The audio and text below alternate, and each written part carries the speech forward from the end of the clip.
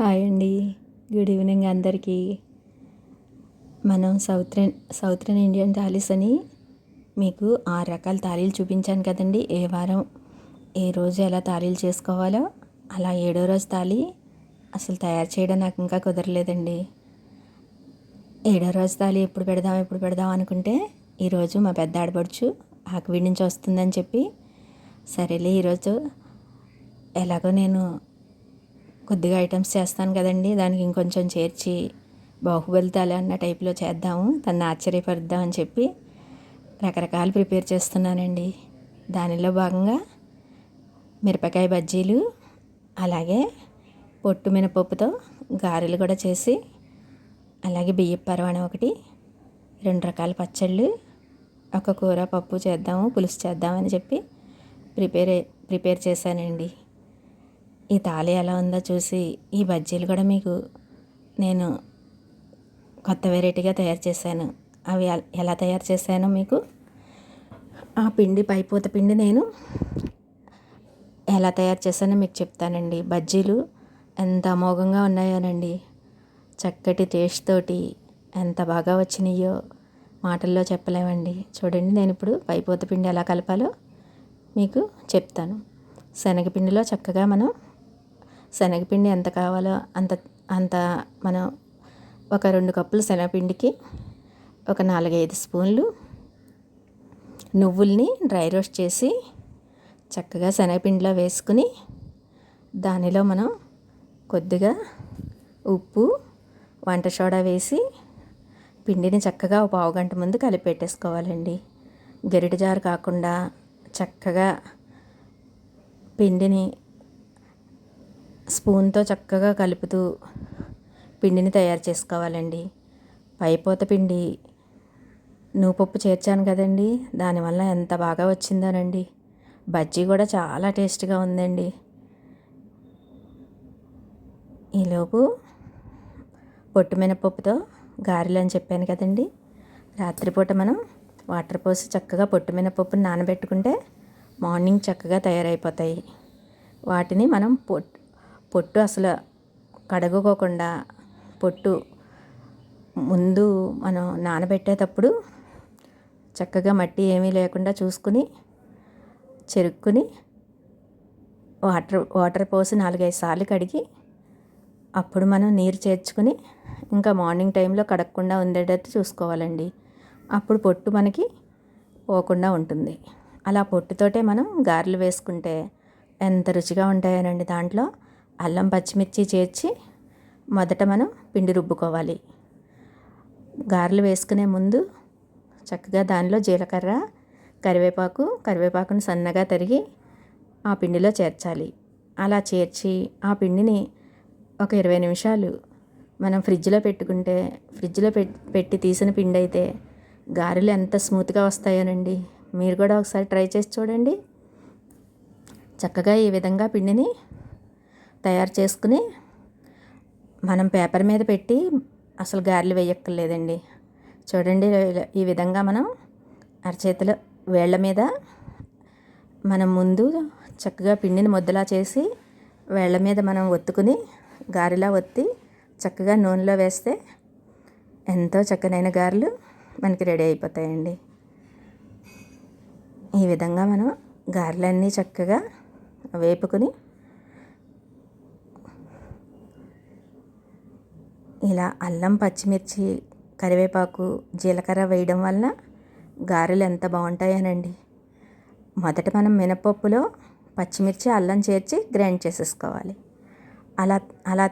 అలా తయారైన పిండిలో చక్కగా కరివేపాకుని సన్నగా తరుక్కుని వేసుకోవాలి. అలాగే జీలకర్ర వేసుకుంటే అసలు గారెలు ఉన్నాయండి, ఎంత అమోఘంగా ఉన్నాయో.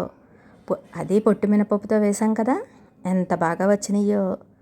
కొంచెం ఆయిల్ వేడెక్కలేని వలన గారెలు కొంచెం తొందరగా పైకి రాలేదు. అందుకని నెక్స్ట్ వాయి వేసినప్పుడు ఆయిల్ బాగా మరిగాక వేస్తే చక్కగా వచ్చేసినాయండి. ఇలా ఈ విధంగా ఈలోపు మా ఆడబడుచు కొంచెం హెల్ప్ చేస్తుంటే నేను అన్నీ చకచక 1 గంటలో అన్నీ తయారు చేసేసుకున్నాను. బాహుబలి థాలీ అని చెప్పాను కదండి, ఆ బాహుబలి థాలీలో నేను కర్రీస్ అలాగే పచ్చళ్ళు అన్నీ ఏ విధంగా చేర్చానో మీకు చూపిస్తాను.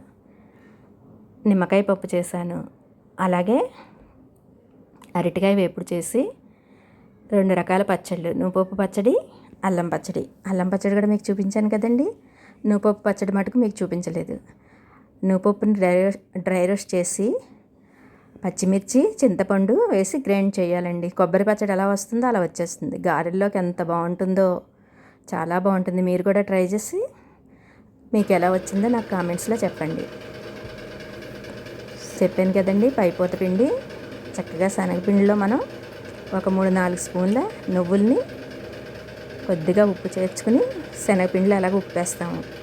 కాకపోతే ఇందులో కొద్దిగా ఉప్పు చేర్చి మెత్తటి పొడులా వేసేసి శనగపిండిలో వేసి కొద్దిగా వాటర్ పోసి ఉప్పు లైట్గా పసుపు వేసుకుంటే కలర్ మంచిగా వస్తుందండి బజ్జీ.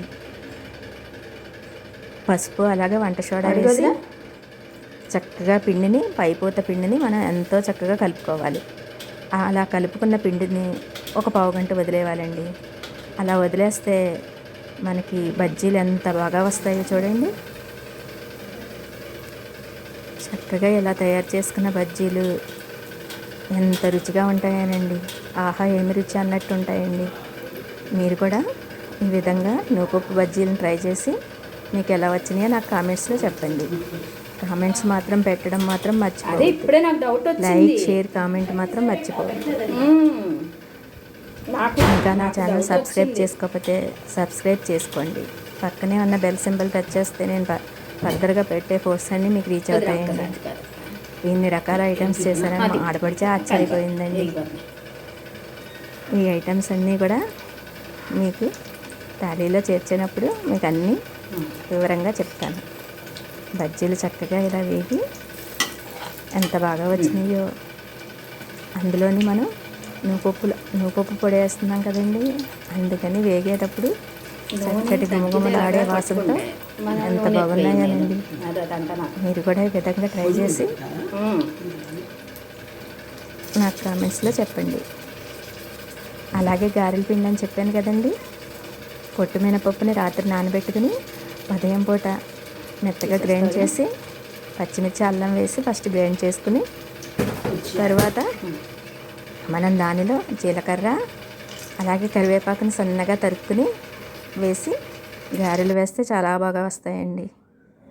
లాస్ట్లో కొంచెం శనగపిండి మిగిలిపోతే రెండు మిరపకాయల్ని సన్నగా చక్రాల్లా కోసి ఇలా చిన్న చిన్న బజ్జీలు వేసాము. అవి కూడా ఎంత బాగున్నాయోనండి.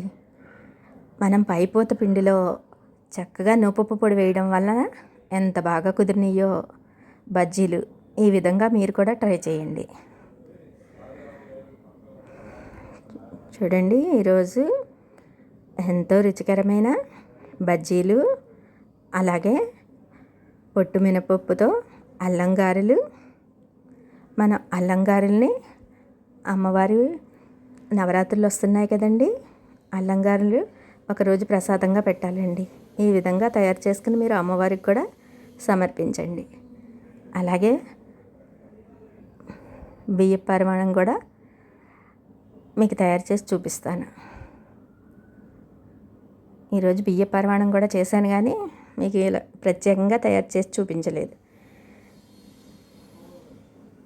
అలాగే తాళీలో కూరలు ఏమిటంటే అరటికాయ కూర, నిమ్మకాయ పప్పు, 2 రకాల పచ్చళ్ళు అని చెప్పాను కదండి. నువ్వుపప్పు పచ్చడి చూస్తే నువ్వుపప్పు పచ్చడితో మనం గారెలు తింటే ఉంటుందండి, అసలు ఎంత బాగుంటాయో. అలా మీరు కూడా ట్రై చేసి చూడండి. నువ్వుపప్పుని చక్కగా డ్రై రోస్ట్ చేసుకుని కొద్దిగా చింతపండు, పచ్చిమిర్చి వేసి మనం గ్రైండ్ చేసేస్తే కొబ్బరి పచ్చడిలా వస్తుందండి. అచ్చం కొబ్బరి పచ్చడి ఎలా ఉంటుందో టేస్ట్ కూడా అంత బాగుంటుంది. నువ్వుపప్పు పచ్చడి కూడా మీరు ట్రై చేయండి.